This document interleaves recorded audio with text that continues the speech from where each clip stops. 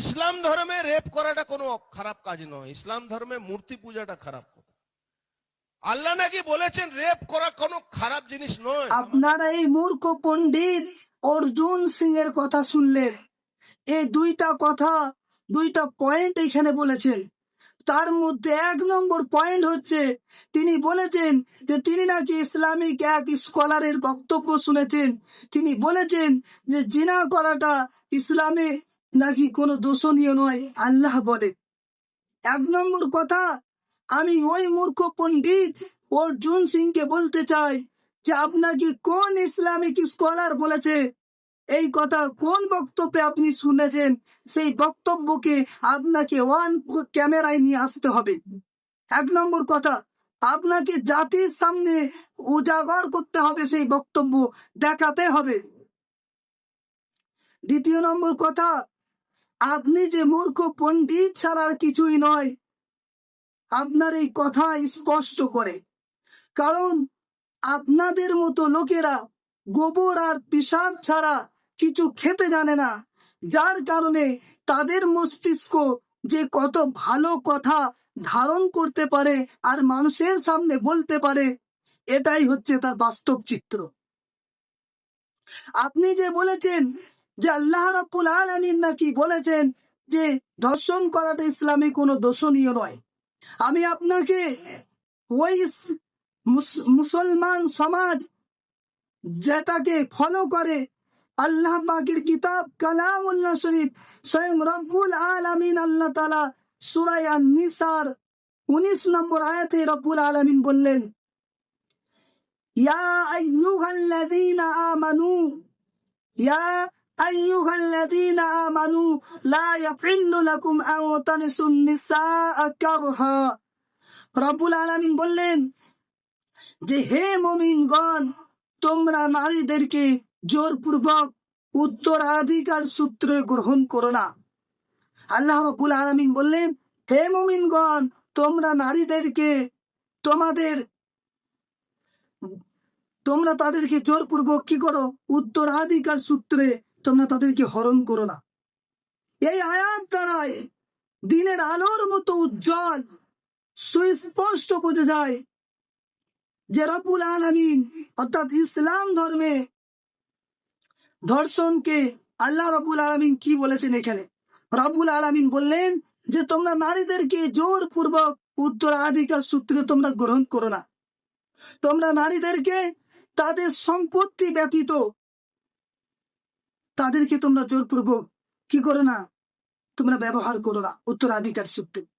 আমি ওই অর্জুন সিং মূর্খ পণ্ডিতকে বলতে চাই যে রব্বুল আলামিন সূরা ইসরার 32 নম্বর আয়াতে তিনি বললেন যে ওয়ালা তাকরাবুজ জিনা ইন্নাহু কানা ফাহিশা ওয়া সাআ সাবিলা। রব্বুল আলামিন বললেন যে তোমরা জেনার ধারে পাশে যেও না। আয়াতের দ্বারা সুস্পষ্ট বোঝা যায় যে রব্বুল আলামিন তিনি বললেন তোমরা জেনার ধারে পাশেও যেও না। আর ওই মূর্খ পণ্ডিত অর্জুন সিং তিনি কি বলছে? ভাই, আমি আপনাদেরকে বলতে চাই যে এই মূর্খ পণ্ডিতেরা সমাজে একবার ভাষণ দিয়েছিলেন। তিনারা বলেছিলেন যে মুসলমানদের দোকান থেকে হাট বাজার করা যাবে না। তাই এই মূর্খ পণ্ডিতকে আমি বলতে চাই যে এই রেফারেন্স গুলো আমি দিচ্ছি, যে প্রমাণগুলো দিচ্ছি, যদি তুমি পারো তোমার ওই গোবর ভরা মস্তিষ্কে এই দলিল গুলোকে একটু তুমি দেখো।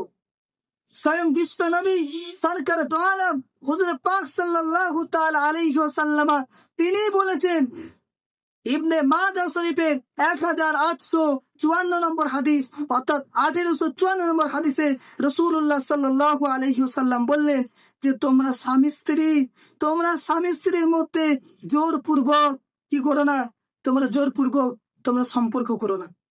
অর্থাৎ স্বামী স্ত্রীও তোমরা জোরপূর্বক তোমরা মিলিত হয়েও না, যেখানে রব্বুল আলামিন স্বয়ং আল্লাহ নবী সাল্লাল্লাহু তাআলা আলাইহি ওয়াসাল্লাম তিনি বলেছেন যে কি করে, যে অর্থাৎ একজন স্বামী অপর একজন স্ত্রী তিনারাদেরকেও তাদের স্ত্রীর মানে হুকুম ছাড়া তাদের সঙ্গে সম্পর্ক মানে মেলামেশা করতে আল্লাহ পাক নিষিদ্ধ, আল্লাহ নবী নিষিদ্ধ করেছেন। সেইখানে এই মূর্খ পণ্ডিত কি বলেন, তাহলে যেখানে স্বামী স্ত্রীর জন্য এইরকম বিধান দিয়েছে, সেখানে অন্য পর স্ত্রীর জন্য যে কত বড় অপরাধ হতে পারে, কত বড় অন্যায় হতে পারে, এটা আর কিছু বলার নেই।